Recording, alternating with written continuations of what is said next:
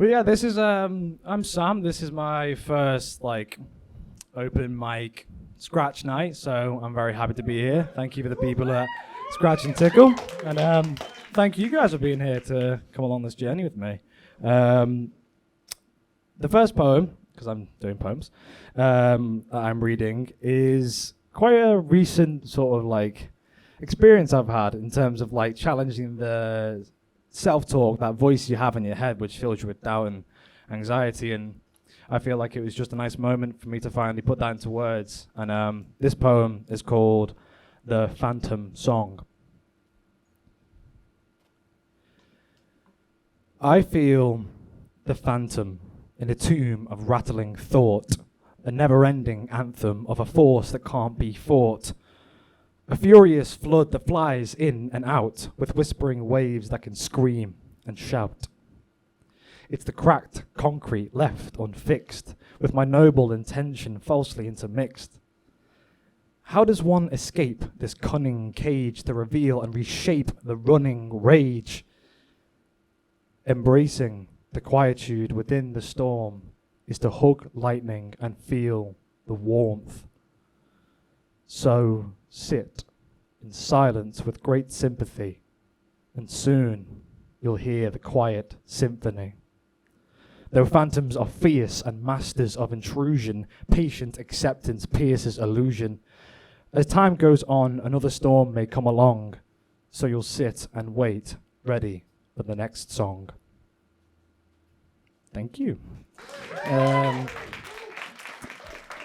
This next poem is about growth in terms of the human journey, and also that period of going from childhood into adolescence and learning how to grow up and be an adult. It's called From the Beginnings of Soil. From the beginnings of soil, a seed is planted in Mother Nature, and the seed grows into a sprout with a delicate crenature. From the beginnings of soil, a sprout is boldly small. It grows through its childhood, having the best of it all. From the beginnings of soil, the sprout rises to be a sapling when it gets exciting and the journey starts happening. The sapling dreams of being a big, beautiful tree that will always stand tall and be undeniably mighty. A tree of great stature, branches and leaves, but saplings are young, innocent and naive. From the beginnings of soil, a tree of such divine quality does not become this way without an inch of modesty. And when the clouds come and it begins to rain, it's the wisest of trees that can absorb the pain.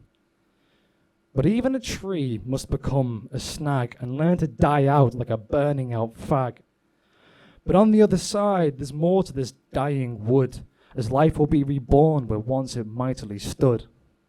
And a snag will rejoice and reminisce of what lived before until it falls and becomes the beginnings of soil once more.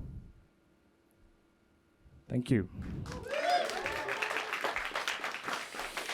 This next poem is very fresh and raw, so it still needs a bit of work, but it's also about sort of that conversation you can have in your mind.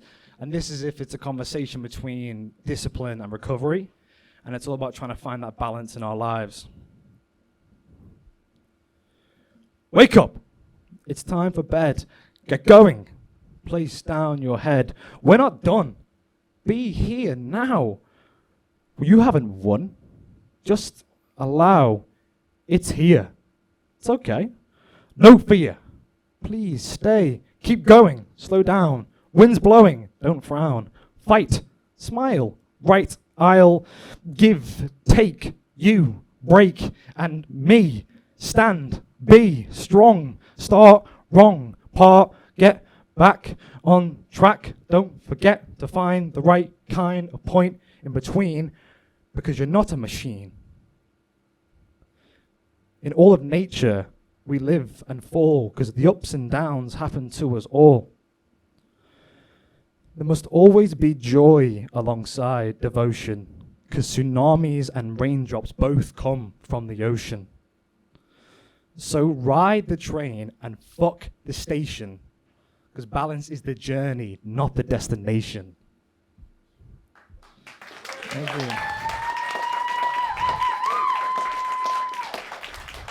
This final poem is a weird one because I actually wrote it like 4 years ago, like a writing competition, and it was like a 100-word story, and I've kind of just like re-engineered it into a poem.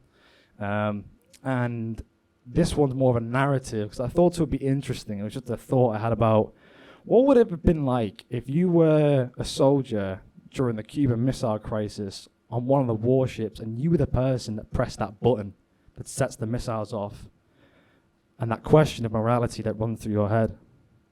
And it's called The Puppet of Fate. And now the end is near. I activate the devil's kiss. When sinister sharks circle the sea, we must fish. I play a part in the end of man, with millions of souls sat in my hand, waiting, hating, miscommunicating. Serenity mumbles and genocide hides. Either is death within mine eyes. Hand holding red, resting on blue. Decisions are grey. When's my cue? Unlock life from death and find the key, wondering if Ares will ever release me. Yet I am not the master, nor am I the captain, as there is no key to the burden I'm trapped in. I'm tied to the strings of the spirit in the sky, forced to sing Frank's last lullaby. The children are listening, all the boys, all the girls and the boys, staring back at me. Me. Hell's great noise. Thank you.